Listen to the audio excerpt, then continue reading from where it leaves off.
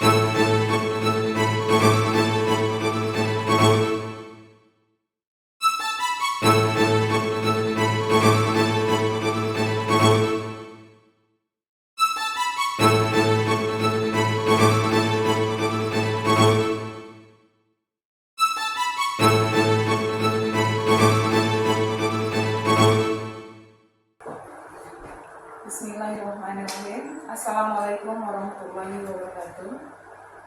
Waalaikumsalam warahmatullahi wabarakatuh. Perkenalkan, saya Nur Laila, calon guru penggerak angkatan 9, ingin melakukan kegiatan wawancara dengan kepala sekolah dari SMP 16 Mataram bersama Bapak Burhanuddin, MPD, ya.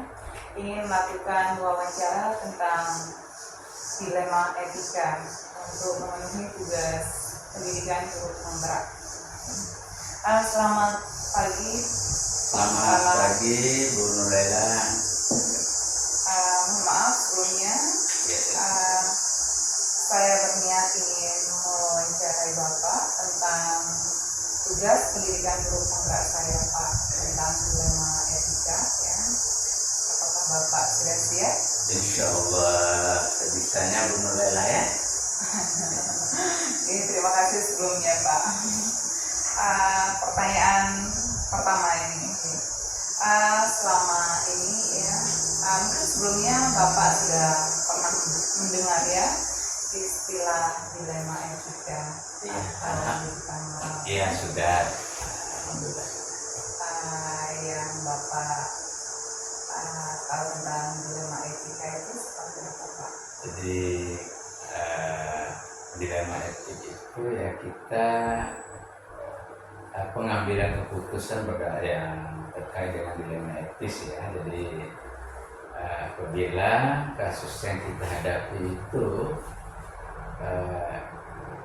ada dua nilai yang saling bertentangan, tapi nilai-nilai itu masing-masing mengandung kebenaran.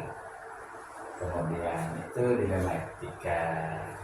Nah, kalau rujukan moral itu pada kasus itu udah nyata benar dan salahnya. Jadi kita memilih itu kadang-kadang ya berdasarkan ya pertimbangan tertentu, meskipun kita tahu bahwa mungkin pilihan itu ya pilihan yang benar dan pilihan yang kurang tepat. Itu rujukan moral itu. Terima kasih Bapak. Sebelumnya saya berterima kasih kepada Bapak Kepala ya, tujuan di sini saya belajar banyak tentang pengalaman Bapak dalam memimpin sebuah sekolah ini, apalagi tentang dilema etika ini. Selama ini Pak, bagaimana Bapak dapat mengidentifikasi kasus-kasus yang merupakan dilema etika atau wujudan moral yang pernah dialami di sekolah ini, Pak? Ya, jadi itu seperti yang saya sampaikan tadi, itu apabila di dalam kasus itu kita melihat ada dua persoalan yang sesungguhnya sama-sama benar, tetapi persoalan itu saling berlawanan atau bertentangan, berarti pada kasus itu kita sedang menghadapi dilema etika. Jadi kita harus mengambil keputusan ya dengan mempertimbangkan nilai-nilai dan kebijakan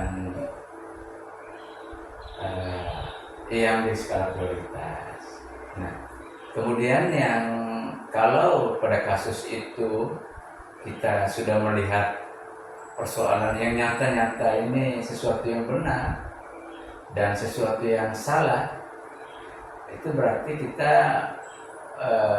tetapi kita harus mengambil keputusan tertentu, itu berarti kita menghadapi wujudan moral.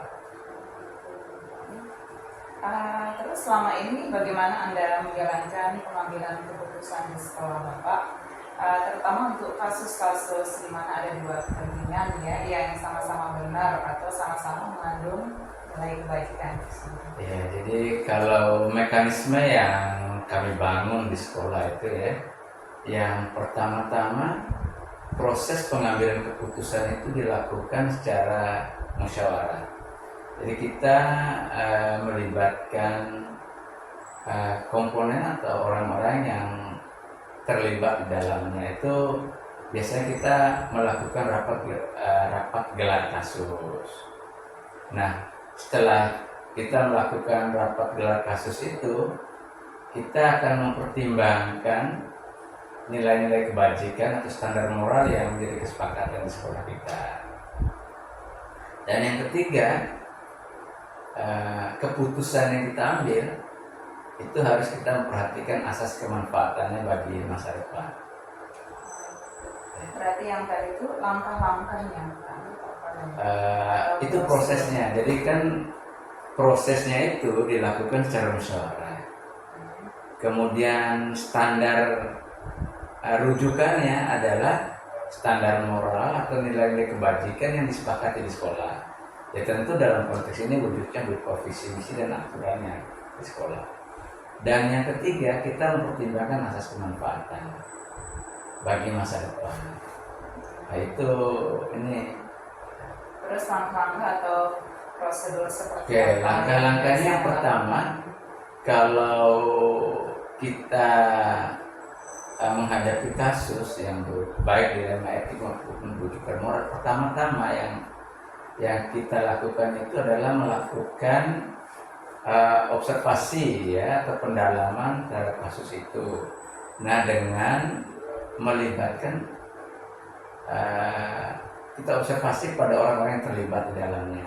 Misalnya kalau ini menyangkut urusan siswa, berarti di situ ya kita mengobservasi siswanya, gurunya, dan lain sebagainya.